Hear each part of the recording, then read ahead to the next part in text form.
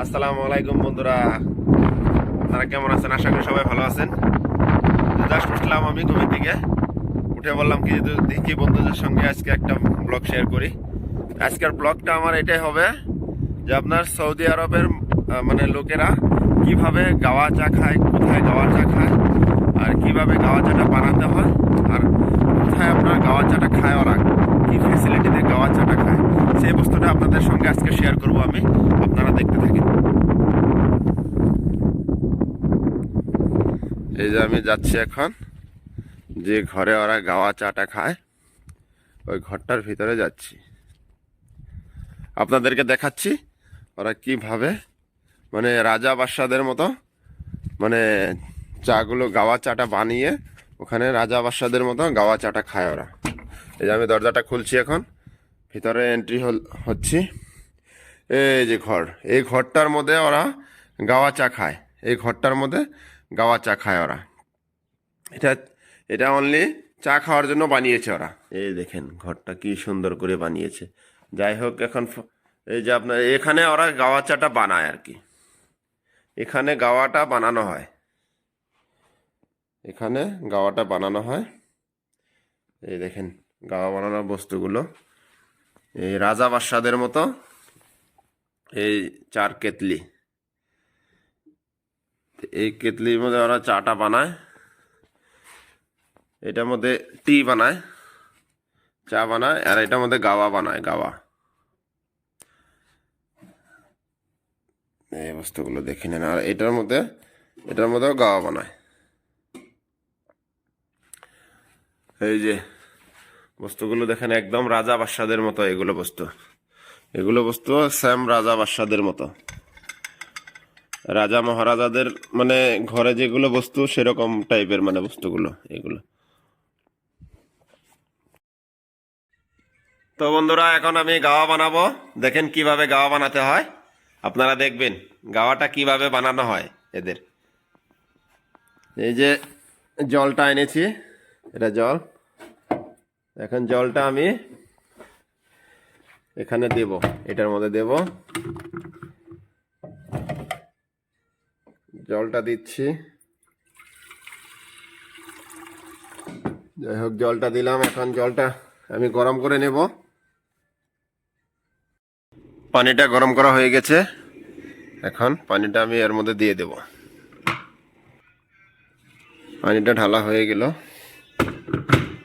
এখন দেব আমি এখানে গাওয়া মশলা। এই যে গাওয়া, এটার ভিতরে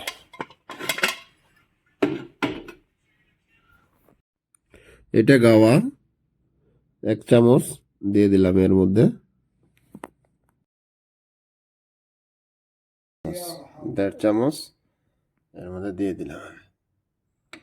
20 মিনিট অব্দি জাল হবে, তারপরে দিতে হবে এর মধ্যে লং, লং দিলাম,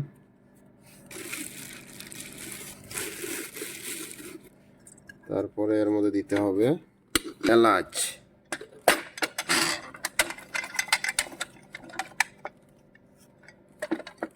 এতখানি এলাচ দিতে হবে।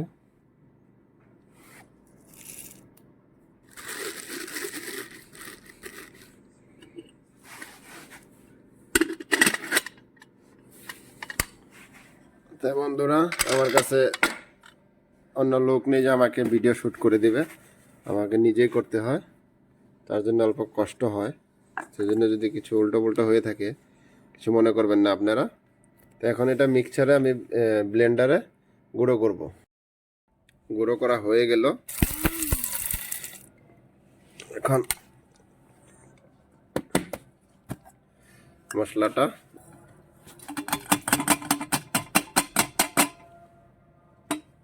ঢালা হয়ে গেল, গাওয়াটা পুরোপুরি হয়ে গেছে।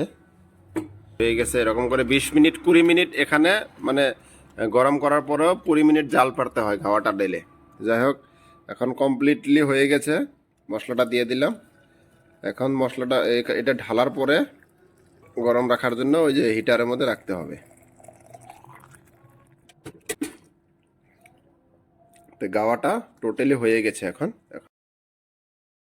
তো যাই হোক বন্ধুরা, এখন চাটা বানাবো। চাটা দেখেন কিভাবে বানাই। যাই হোক, এনুকার চা বানানোর সিস্টেমটা অল্প আলাদা, মানে আমাদের ওদিকের মতো না। মানে ধরেন এদিকে চাটা বানানো হয় পানিটা গরম করে, তো সেই গরম পানিটা কেটলির মধ্যে ঢাইলা মোটামুটি চিনি দিয়া 5 মিনিট টাইম জাল করতে হয়। 5 মিনিট টাইম জাল করার পরে সেই কেটলিটা নিচে নামিয়ে তার মধ্যে চা পাত দিতে হয়। চা পাতটা অল্প, মানে পরিমাণটা বেশি খায় এরা।